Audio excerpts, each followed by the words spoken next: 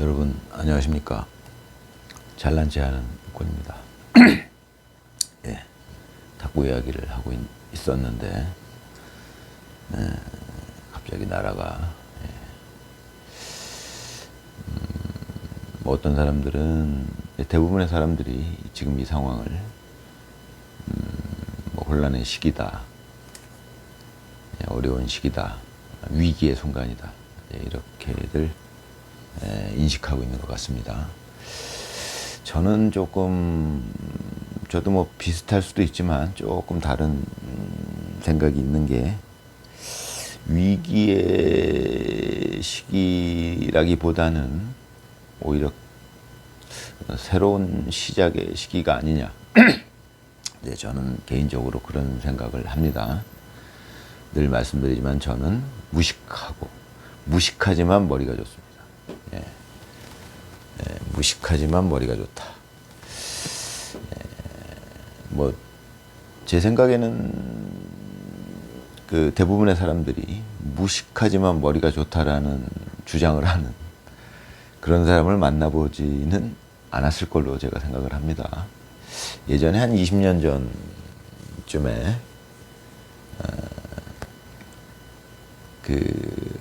그 허위로 학력을 위조해서 유명인이 실제로 됐었고요. 그런데 이제 나중에 알고 보니까 뭐 대부분 그 학력 같은 게 위조가 되고, 뭐 미국 어디 유명 대학에서 뭐 졸업을 했다, 뭐 학위를 받았다, 뭐 이런 내용들이 전부 거짓으로 밝혀져 가지고 그런 게 이제 사회 문제가 됐던 이제 그런 시기가 있었죠. 네, 그런 사건들을 통해서 이제 그런 부분들이 많이 이제 시정이 되었겠죠. 사회 전체적으로, 우리 국가 전체적으로 봤을 때, 이제 그런 사람들은, 그러니까 이제 자기 학력을 위조하거나, 그러니까 자기가 배운 게 많다. 뭐 박사학위도 갖고 있고, 뭐 그런 이제 사람들이 있어 왔는데, 한 20년 전, 그러니까 정확하게 얘기하면 한 18년 전에 이제 그런 게 이제 큰 이슈가 사회적으로 이슈가 돼가지고 많이 이제 그런 부분들이 사회적으로 정화가 됐겠죠. 정화가 된다는 거는 100% 정화가 된다는 거는 제가 보기엔 지금은 있을 수 없고요. 아주 먼 미래에는 가능할 수도 있겠죠. 그렇지만 이제 지금은 100% 정화라는 건 있을 수 없고요. 제 생각입니다. 예를 들어서 이제 그런 일들이 많이 줄어들었다. 뭐 100이었던 것이 한 20, 30으로 줄어들었다. 그러면 이제 많이 정화가 된 것이겠죠. 이제 저는 뭐 어떻게 보면 솔직하게 얘기하는 건데, 상대적으로 무식하죠. 저는 뭐 학위가 있는 것도 아니고, 심지어 고졸이고요. 그렇지만 이제 머리가 좋다. 이제 그건 이제 뭐 제 주관적으로 말씀드리는 거니까, 또 하나의 캐릭터적으로도 말씀드리는 거기도 하고 한데, 어찌됐건 저 같은 캐릭터는 아마 보신 적이 없을 걸로 제가 생각합니다. 무식하지만 머리가 좋다. 이 무식한 웃군이 생각할 적에, 지금은 우리나라가 어떤 전편에서도 말씀드렸지만,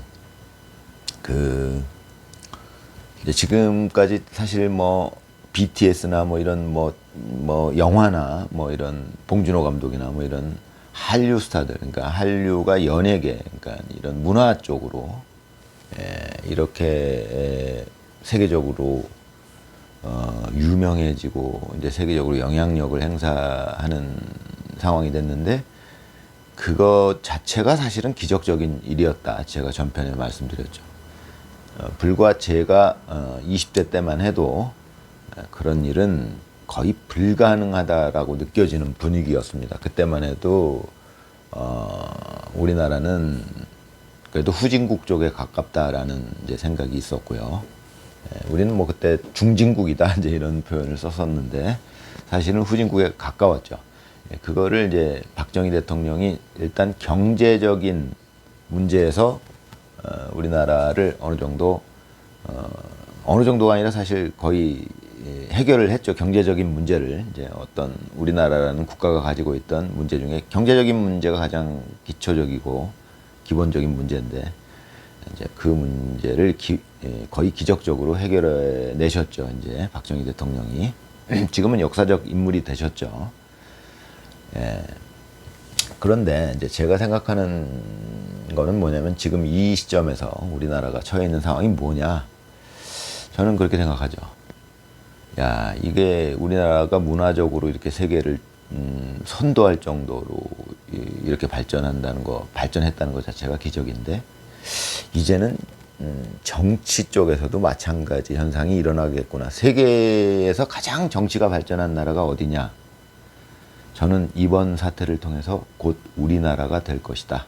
우리나라가 지구상에서 존재하는 국가 중에 가장 정치가 제도적으로나 뭐 여러 가지 측면에서 발전한 나라가 될 것이다. 이제 몇 년 안에 이런 생각을 합니다. 그런 생각을 하는 이유는 뭐냐? 물론 이제 무식하니까 뭐 지 멋대로 생각하겠죠. 그렇지만 이제 제 생각이 뭐냐면 그런 거죠.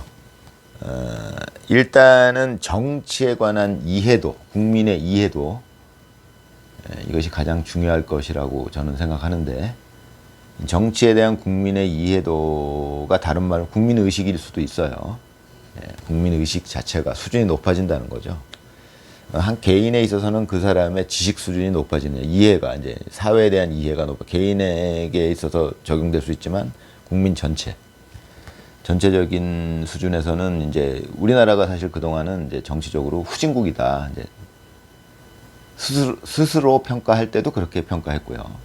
그랬었는데, 저는 이번 사태를 보면서 우리나라가 이제 세계에서 가장 정치적으로 발전한 나라가 되겠구나. 곧 그 얘기는 다른 나라들이 이제 우리나라 정치를 곧 따라 하겠구나. 그게 발전된 모델이니까 이런 예상을 하게 됩니다. 네, 그 제가 생각하는 근거는 뭐냐. 일단 국민 의식 수준이 빠르게 높아지고 있어요. 그러니까 국민의 정치에 대한 이해도가. 일단은 국민의 정치에 대한 이해도가, 정치를 이해하려면 뭐 여러 가지 법적인 부분 뭐 이런 것들 이해할 게 많죠. 복잡한 부분이에요. 그런 것들을 이해하려면 일단 국민들이 그거를 이해하기 위한 기본적인 어떤 그 베이스가 깔려 있어야 되겠죠. 그 베이스가 되는 게 뭘까요? 교육 수준이죠. 국민들의. 근데 국민들의 교육 수준, 우리나라 뭐 국민들이 교육열이 높은 건 예전부터 알고 있었고, 이제 그런 교육열을 바탕으로 우리나라가 이제 경제적인 발전을 이루면서 그 국민들의 지식 수준, 뭐 그런 어떤 뭐 교육 수준 뭐 이런 것들이 굉장히 높아졌죠. 그게 기본이 돼가지고 지금 이제 그게 기본이 돼서 깔려 있는데, 우리나라인데 또 거기에는 한 가지 이런 것도 있어요. 우리나라가 몇 년 전부터, 한 뭐 10년 전부터 공인중개사 시험 열풍이 일었죠. 공인중개사. 저도 공인중개사 공부를 한 적이 있습니다. 네, 합격했습니다. 저도 한 6년 전에. 근데 제가 이제 그 공부를 하면서 느꼈던 것 중에 하나가, 저는 태어나서 처음으로 법 공부를 그때 했어요. 네, 그때가 이제 한 6년 전인데. 나이 먹고서 법 공부, 그 얘기는 뭐냐면 고등학교까지 12년 동안 법에 대한 공부를 정치 경제에서 잠깐 다른 거 말고는 거의 없었어요. 그런데 이제 그 공인중개사 시험을 하면서 민법 공부를 해야 되니까, 민법이 들어가 있죠, 거기. 그러니까 물론 일부지만. 그럼 이제 민법 공부를 하게 되는데, 이제 그때 처음으로 법에 대한 공부, 물론 이제 뭐 변호사 시험에 비하면은 뭐 그거는 뭐 빙산의 일각인데, 어찌됐건. 그런 공부를 하면서 중요했던 건 뭐냐면, 법이 이런 것이구나라는 이해를 했다는 것이죠. 예. 저는 그때 의문이 생겼던 게, 왜 우리나라의 그 고등학교 과정에 법 공부가 이렇게 안 들어가 있을까? 법을 이해하는 측면이 있구나라는 생각을 많이 했습니다. 이 현실을 살아가려면. 그러다 보니까 이제, 근데 그때 그 공인중개사 그 시험에 열풍이 일면서 한 해에 거의 40만 명씩 그 시험을 봤어요. 그럼 40만 명이 그 공부를 어찌됐건 했단 얘기입니다. 법 공부를. 이제 거기에 보면 이제 헌법에 대한 내용들 다 나와 있고, 뭐 일단은 내용을 다 나와 있지는 않지만, 법을 공부하다 보면 그러면 우리나라 최상위법은 뭔가 이런 생각을 하게 되니까 알게 되는 거죠. 최상위법은 헌법이구나. 뭐 이제 이런 것들을 알게 된다는 겁니다. 기본적인 것들, 법에 대한 기본적인 것들을 알게 되죠. 그것 자체가 이제 근데 그 해마다 40만 명씩 수능생이 그 시험을 보는 사람들이 응시생이 있었다는 거는 그만큼 이제 법에 대한 국민 전체 이해도가 굉장히 올라갔다는 얘기죠. 그런 기본적인 그런 조건을 바탕으로 해서 이제 우리나라 그 국민들의 의식 수준이 높아지고 있었던 상황에서 지금 이런 사태가 일어나서 제가 전에도 말씀드렸지만 이 대통령이 계엄을 했는데 이게 계엄의 지금 시간이 갈수록 밝혀지는 계엄의 형식을 빌린 어떻게 보면 계몽이었다. 맞는 말이죠. 국민들이 정치에 대해서 관심을 갖게 만들었어요. 자, 그게 의도됐던 거라면 정말 대단한 거고요. 의도하지 않았다면 그건 하늘이 돕는 겁니다. 우리나라의 운명이에요. 우리 국운이에요, 그게. 제 생각에. 그래서 이제 제 생각에는 우리나라가 곧 몇 년 안에 정치적으로도 세계에서 가장 발전한 나라가 되겠구나. 전편에서 말씀드렸듯이 제가 젊었을 때 읽었던 소설 단에에 나오는 내용이 현실화되고 있어요. 제 입장에서는 굉장히 신기합니다. 어떻게 이럴 수 있지? 대단하죠. 저는 그렇게 보고 있고요. 이번에 이제 이 일을 계기로 우리나라 국민은 정치에 대한 이해도가 세계 최고 수준이 될 겁니다. 국민들의 정치에 대한 이해도가 세계 최고라면 당연히 정치는 세계 최고가 될 수밖에 없는 겁니다. 국민들이 전에도 말씀드렸지만 잘 원래는 관심을 갖지 않는데 정치에 대해서 이번에 워낙 대통령이 정말 아주 어떻게 보면 제대로 된 방법으로 어그로를 끄는 바람에 재밌게 정말 관심을 가지고 국민들이 정치에 대해서 이해를 하기 시작했죠. 정치가 이렇게 돌아가는구나. 선관위가 권력을 갖는다는 거. 선관위가 권력을 갖죠. 그렇지만 선관위가 권력을 갖게 되는 그 원리를 이해하는 이 전 세계에 있는 그 국가들 중에 국민들이 그걸 이해하고 있는 국가가 몇이나 될까요? 지금 우리나라는 이제 그런 이해도에서 세계 최고가 될 겁니다. 곧 거의 됐어요. 제가 보기엔 이미 벌써 한 두 달 가까이 되기 때문에 지금은 또 유튜브가 있어서 책보다 훨씬 어떤 정보를 섭취할 때 효율적이죠. 유튜브 10분짜리 동영상을 하나 보면 거의 책 한 권 본 효과가 나오니까 지금 한 두 달간에 많은 수의 국민들이 이제 특히 20대, 30대 젊은 사람들은 더 빨리 섭취하죠.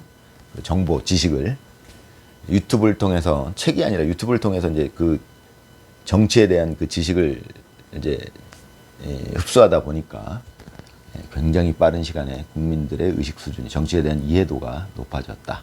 그것은 전 세계에서 이제 앞으로 독보적인 이해도를 갖춘 국민들을 우리 대한민국은 가지게 됐다. 이제 이런 걸 의미한다라고 저는 봅니다. 그러니까 선관위가 권력을 갖게 된다는 거. 그 원리가 있겠죠. 선관위가 투표를 관리하는데 만약에 걔네가 부정을 저질러서 한쪽에다가 지들이 원하는 쪽에다가 표를 몰아줬을 때 그게 미치는 영향. 그게 권력에 미치는 영향. 그러니까 대통령을 뽑는데 예를 들어서 200만 표 정도를 부정으로 만들어냈다 하면 그건 진짜 그야말로 내란이죠. 그런 겁니다. 이제 그런 것들에 대한 이해, 국민들의 이해, 국민들이 전체적으로 얼마나 많은 국민들이 얼마만큼 높은 수준으로 그런 부분들을 이해하고 있느냐, 정치를 이해하고 있느냐, 이런 것들이 우리나라가 이제 세계 최고, 제가 보기엔 독보적으로 세계 최고가 될 것 같아요. 그렇게 된다는 것은 다른 나라에서 이제 그거에 따라서 이제 우리나라 먼저 국민들의 정치에 대한 이해도가 높아지고 의식 수준이 높아지면 이제 그거에 따라서 제도들이 이제 이렇게 갖춰지겠죠. 국민 의식 수준에 맞춰서. 상권 분립도 그런 식으로 이루어진 겁니다. 오랫동안 인류의 역사를 볼 때. 그러면 이제 지금 이런 이제 부정선거가 일어날 수 있고 언론이 권력을 가질 수 있고 선관위가 권력을 가질 수 있고 이런 것들을 국민 거의 대다수가 이해한 그런 나라에서는 어떤 제도를 만들게 될까요? 그게 우리나라가 될 것 같습니다. 모든 나라에서 그 제도를 모방하기 시작할 것 같습니다. 여러분, 빨리 탁구 얘기를 하게 될 날을 기대하면서 오늘 영상은 여기서 마치겠습니다.